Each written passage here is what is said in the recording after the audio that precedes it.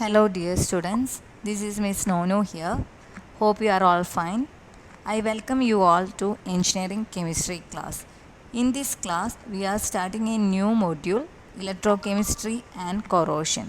So, we are here with a video focusing on an introduction to electrochemistry. I know you might have learned some fundamental concepts of electrochemistry in 12th grade, but now we need to refresh our memory. Along with, we have to learn some new concepts and applications in depth. So let's start our discussion. What is electrochemistry? As you might have guessed, it has something to do electricity in chemistry. And it's exactly right. Specifically, it's about interrelations between chemical reactions and electricity. That means interrelations between chemical reactions and electricity. That means electrical energy can be converted into chemical energy, and chemical energy can be converted into electrical energy. So you future engineers must be get in touch with some real world applications of electrochemistry. So this pic might be a bit interesting for you. As you all know, this is Tesla car, the world's first ever premium electric vehicle. The same electrochemistry principles or battery chemistry is driving Tesla car revolution. And it's founded by a group of engineers who wanted to prove that people didn't need to compromise to drive electric, that electric vehicle can be better, quicker and more fun to drive than gasoline cars. Today Tesla builds not only all electric vehicles but also focusing on clean energy generation and storage product. So the main aim is to reduce environmental pollution. Tesla believes faster the world stops relying on fossil fuels, better the move towards a zero emission future. So you can see so many examples of electrochemistry principles in our daily life. So batteries of all size ranging from smallest hand watch battery to powerful Tesla automobile batteries stems from electrochemistry. Okay, batteries of all sizes are available today. So, delicate hand watch battery to powerful Tesla automobile battery stems from the electrochemistry. And corrosion prevention methods, small galvanized nails to underground gas pipelines, all these uses the principles of electrochemistry. We can see so many examples of electrochemistry in our everyday life. All these, the batteries, supercapacitors, corrosion. Corrosion definitely is an electrochemical mechanism. The paints and coatings, that all uses the principles of electrochemistry. So before going to study electrochemistry in detail, we just know what is electricity. Electricity is the control flow of electrons. Control flow of electrons. Electrons which continuously move in a wire creates electricity. So this flow of electron making possible the working of laptops, phones, cars, pacemakers and calculators. And you can see so many other examples also. So even some biological reactions in our body are basically electrochemical reactions. Till now we just noted so many applications of electrochemistry in our everyday life. Now we are going to study that electrochemistry in detail. Okay, as we discussed, electrochemistry is about interrelations between electricity and chemical reactions.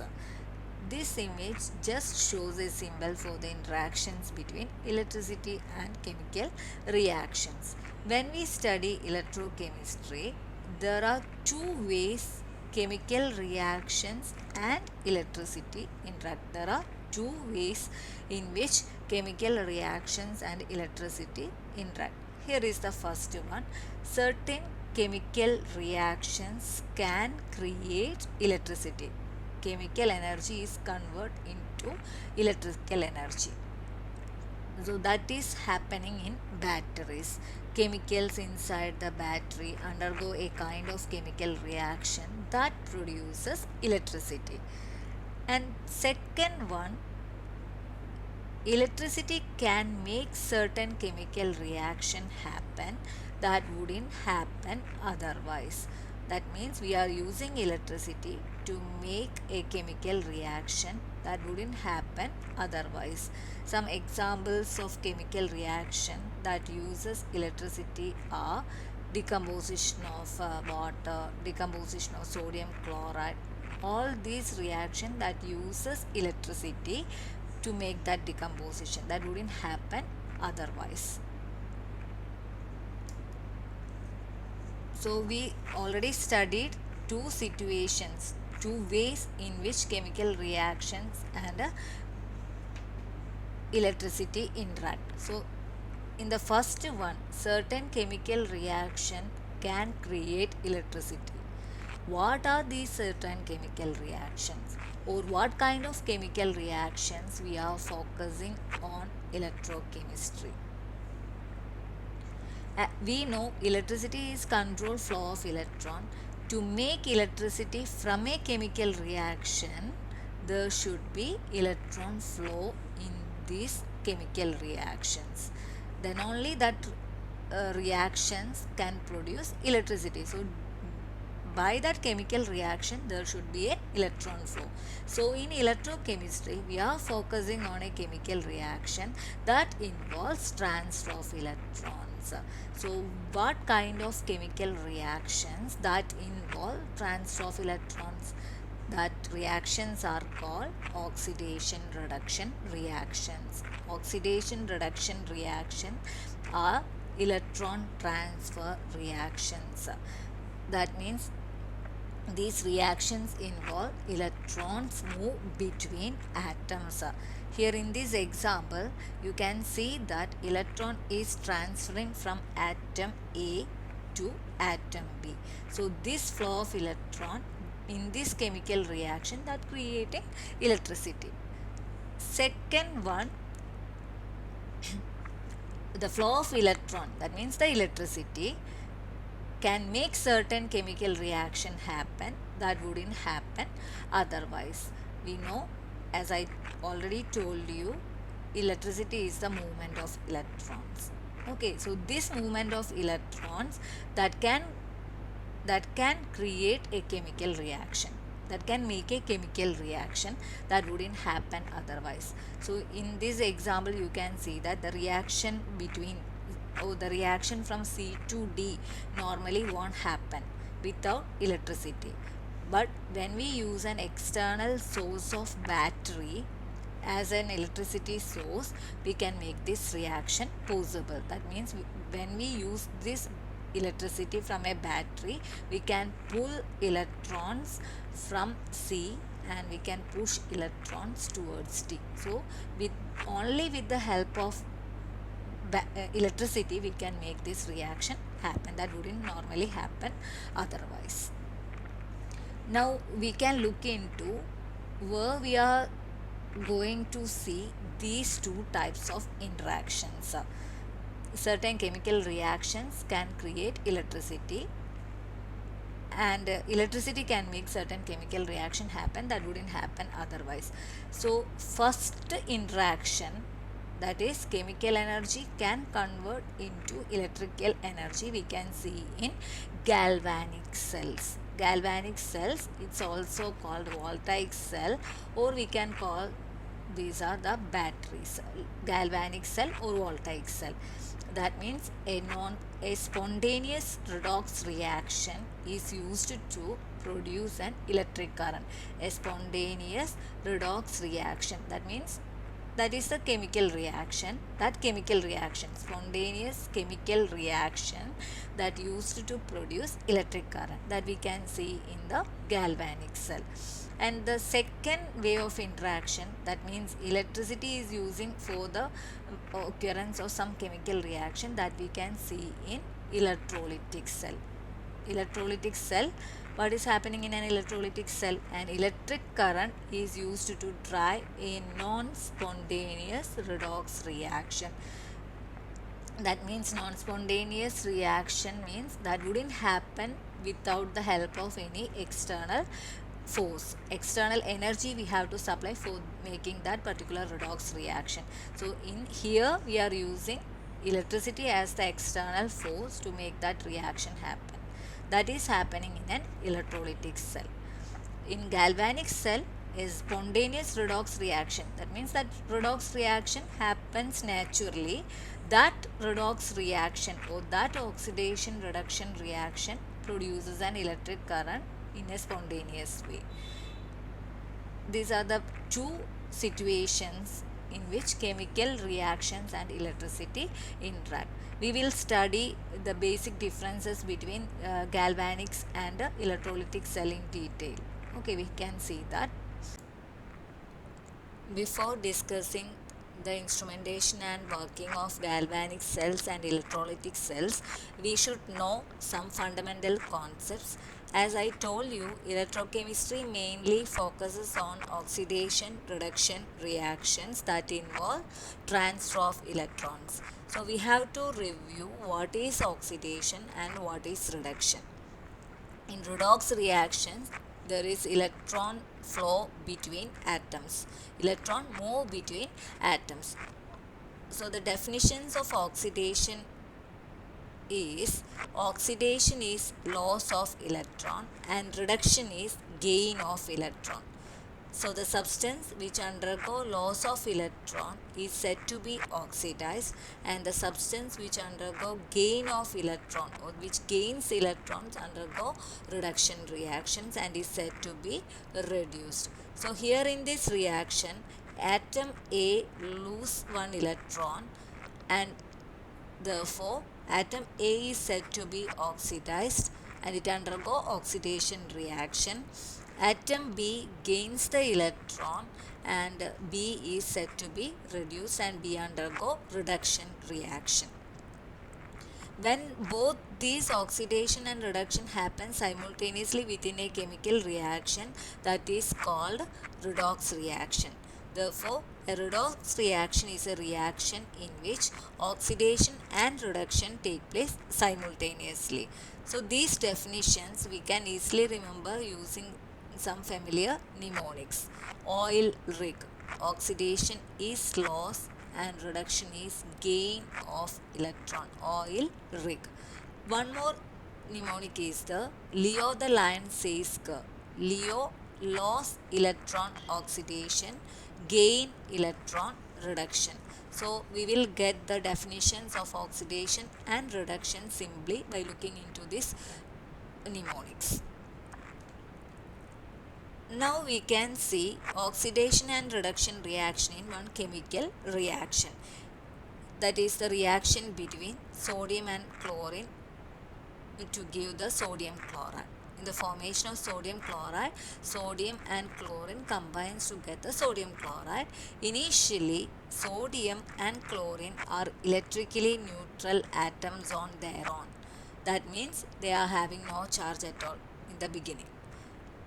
When the reaction take place, sodium lose one electron and that electron will gain by the chlorine.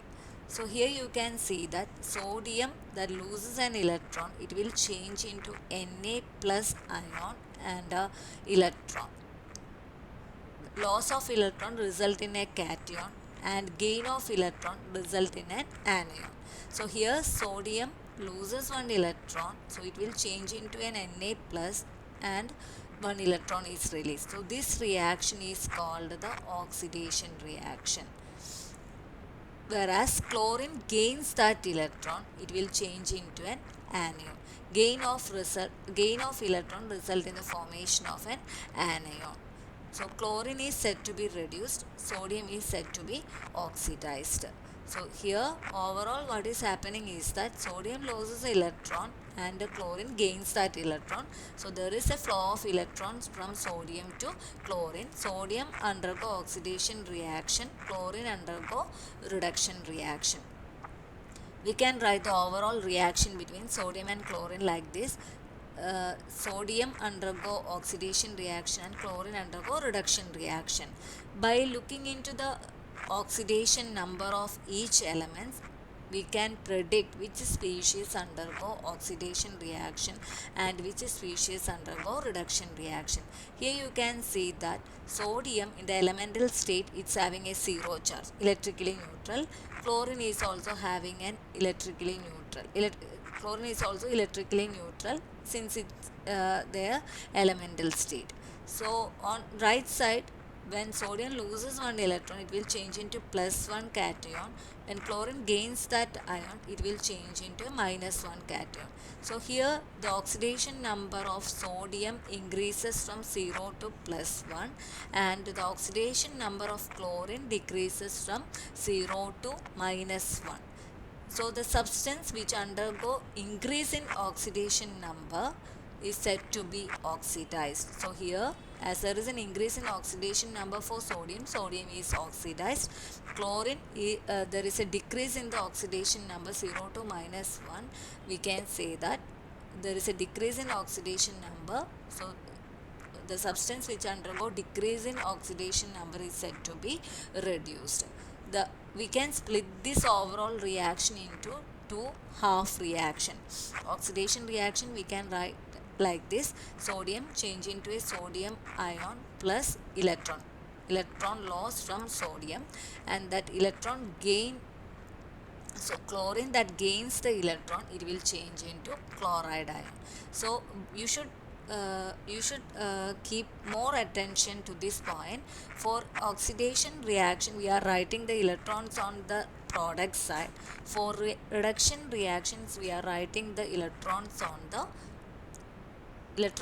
reactant side. So we can write the two half reactions for a overall reaction between sodium and chlorine like this: oxidation half reaction and reduction half reaction. So here you can see the overall definitions here. Oxidation involves the loss of electron. Reduction involves the gain of electron.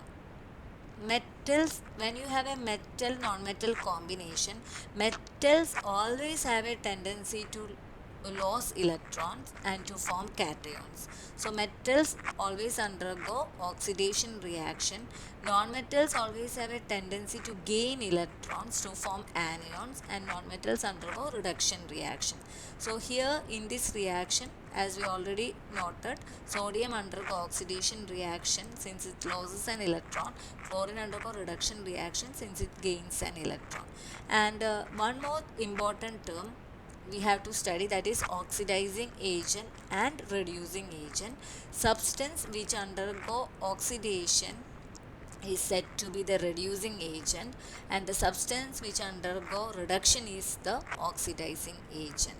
So by looking at the oxidation number change, we can assign which species undergo oxidation and which species undergo reduction reaction. So for that you should familiar with the rules to assign oxidation number. Then only we can predict the change, and we can predict the species which undergo oxidation and which undergo reduction reactions. Then only we can predict what is the oxidizing agent and what is the reducing agent. So I will upload a short video soon on rules to assign oxidation number and how to use change in oxidation number in determination of species undergo oxidation and reduction. I hope everything is clear. Please feel free to reach out if you have any questions. Thanks for watching.